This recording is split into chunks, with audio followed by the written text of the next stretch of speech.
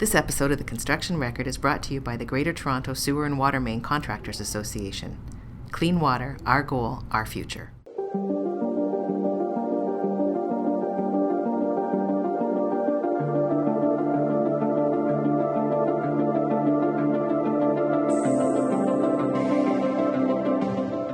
Hello everyone, welcome to episode 107 of the Construction Record podcast.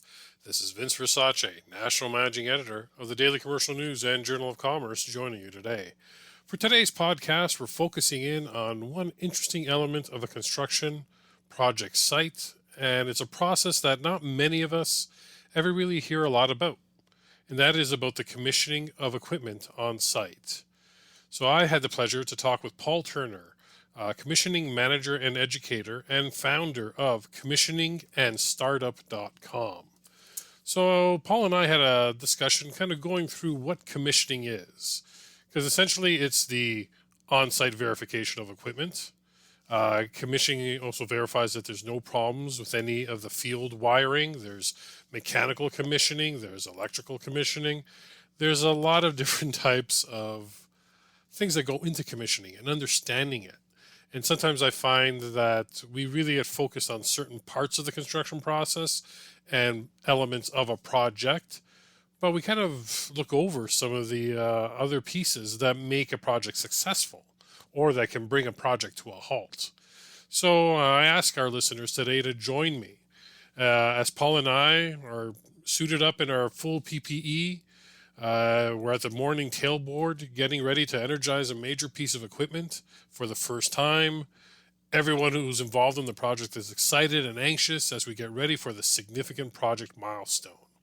All the executives are anxiously waiting for an update to hear how things went. So Paul and I will now have a discussion about how did we get here to this moment, the energizing of equipment moment. So join us for this discussion. Here's Paul Turner on the Construction Record podcast. This feature interview is brought to you by the Ontario Sewer and Water Main Construction Association, Ontario's champion for sustainable and safe water and sewer infrastructure.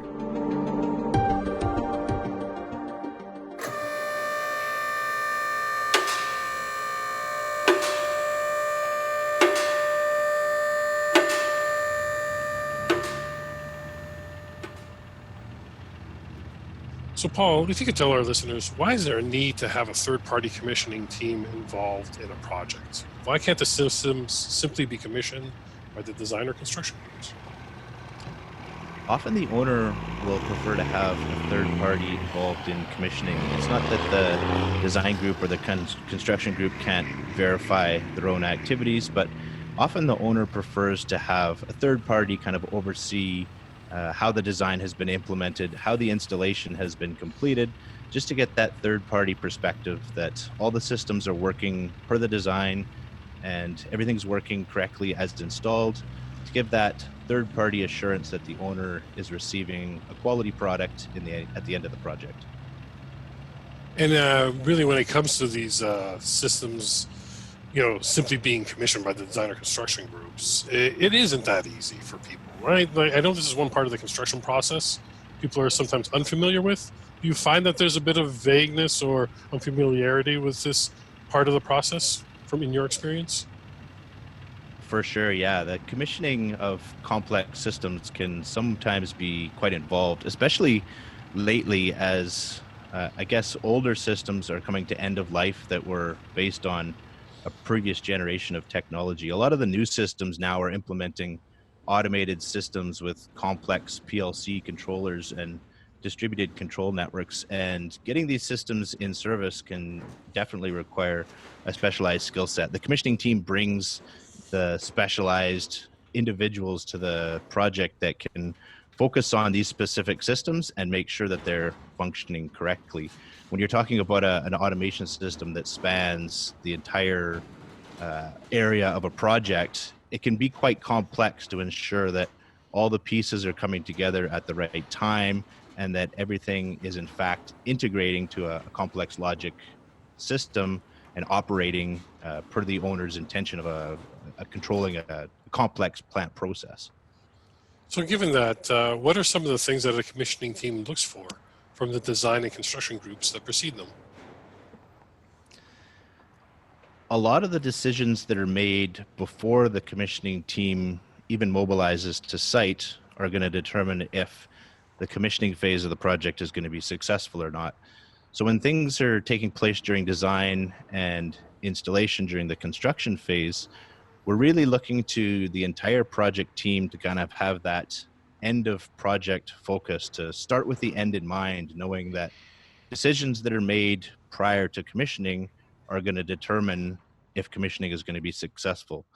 It's very difficult for the commissioning team to come to site later in the project and not be involved kind of in some of those pre-decisions, given that some of those decisions are going to impact what goes on site during commissioning. So we're really looking to the design team, the construction team, the overall project management of the project to have that end of mind focus to ensure that when the commissioning team is involved, everything is going to come together as one system and function to implement the plant processes. So as you listen to Paul speak a bit more about commissioning, it really starts to hit home that this process is pivotal to the success of any project. And the success of any project in general requires a lot of great pre-planning. So I wanted to explore that element a bit more with Paul. I wanted to understand a bit better what are the challenges in preparing for commissioning and what needs to be in place to ensure success. And here's Paul with the answers to that. The design, construction, commissioning groups need to be tightly integrated so that everyone's working together towards that common goal. What I like to really promote is an integrated commissioning method where commissioning team is involved much earlier in the project and can help work with some of the design groups and work with some of the installation groups to ensure that the right decisions are being made and the appropriate quality levels are being achieved, so that when it comes to commissioning, things are going to go much better on site. An integrated commissioning method is what I teach in some of the courses that I provide, and it really talks about the method of right at the beginning of the project, how you're making decisions during design and construction in order to have an integrated thought process so that the project is going to come together successfully at the end. When you've tried to achieve that, is it difficult to get people to understand that this will benefit you in the end by you being involved earlier on? I think that's one of the commissioning team's roles, is to help some of the groups that precede commissioning understand the benefits of the commissioning process and how some of the decisions before commissioning are going to impact the overall end of the project. So it can certainly be challenging because some people may be strictly focused on their individual role related to design or their individual role related to construction. And we want to have that overall thought process on project success come the end of the project. Now, one would be remiss when speaking about challenges not to ask Paul how the COVID-19 pandemic has impacted the commissioning process when it comes to projects. And here's Paul to explain what the impact has been. When the COVID-19 pandemic came upon us in early 2020, it was certainly a challenge. Nobody really knew what it was all about or how we could proceed with some of the construction and commissioning activities on site. So it really halted activities there pretty suddenly. But as it became, I guess, more aware of the situation, knowing that COVID-19 is going to be around for a while, we had to learn how to adapt. Commissioning is very much a hands-on process. You can't commission a lot of these systems off-site. You need to be on-site, you need to work with the systems, be able to talk to all the people involved.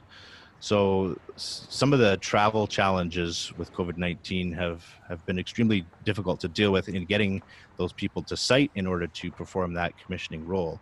In some cases, we work with international vendors and they just can't get to site, and we've had to figure out ways to commission on site in order to have an individual on site, but still working with the equipment expert remotely on the phone or through video conference in order to still progress the project. Despite this very unfortunate pandemic situation, we still have to work with the systems and get everything progressing here to get projects in service. And it's been quite challenging from that perspective to have people come to site and provide the expertise that they do during commissioning. So, one of the cool things about journalism and podcasting is that you get opportunities like I had to sit down with someone like Paul and explore what they do and explore their expertise and learn along the way about something you never really thought about in great detail. So, I had to ask Paul, where did the passion come from? Where did the interest come from when it comes to commissioning? And here's what he had to say. So I've been testing systems for quite a while, pretty much my entire career so far. And the process of proving the systems and seeing it all come together at the end is really rewarding when we're working during design, maybe on the paper, or you're installing equipment individually. That's one thing, but then the commissioning phase is really where everybody's efforts over several years can come together, and you can see the results of those efforts. You can see the equipment actually working on site. You can see plant processes being implemented, and it's extremely rewarding from that perspective to see everything come together and everything function as one system. Sometimes commissioning can be a bit of an afterthought where uh, people think that you maybe want to show up and test some of these systems at the end of the project, but when you look at the overall process from start to beginning and properly plan commissioning and see it all come together in a final plan and implementation, it's extremely rewarding to see the results of everybody's efforts pay off in the end. Perfect. How about any parting advice?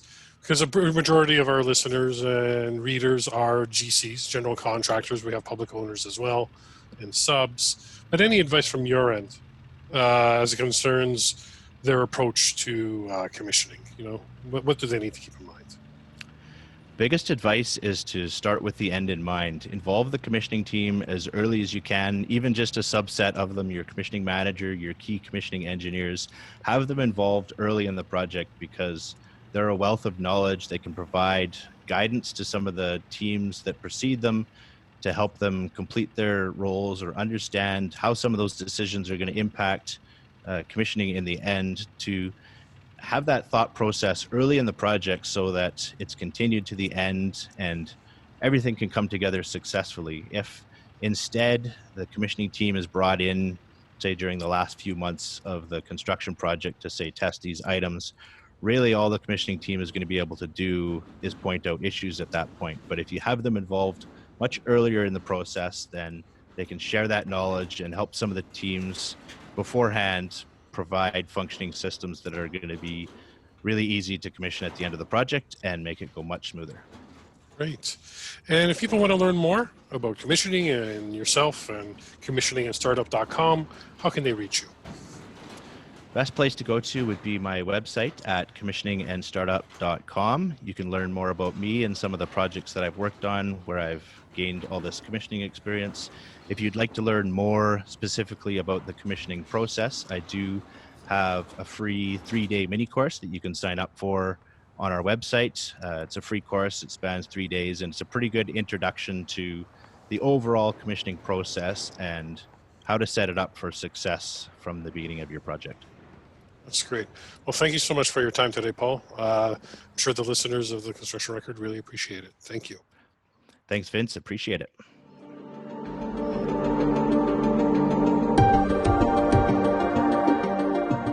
And there you have it, folks. That was our discussion with Paul Turner of commissioningandStartup.com. My thanks to Paul for fielding my questions as we recorded that podcast interview. I learned something from speaking to Paul, and I hope you, our listeners, learned something as well.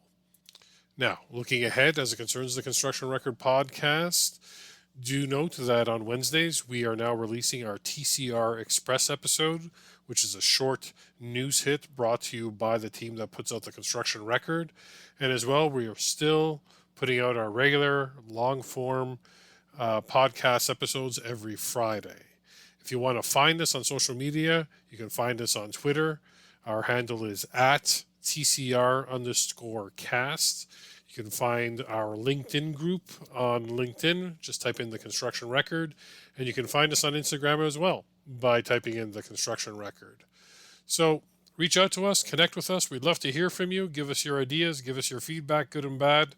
It all helps us get better and provide to you, the listeners, and this construction industry, the leading podcast that you deserve. With that, take care, everyone.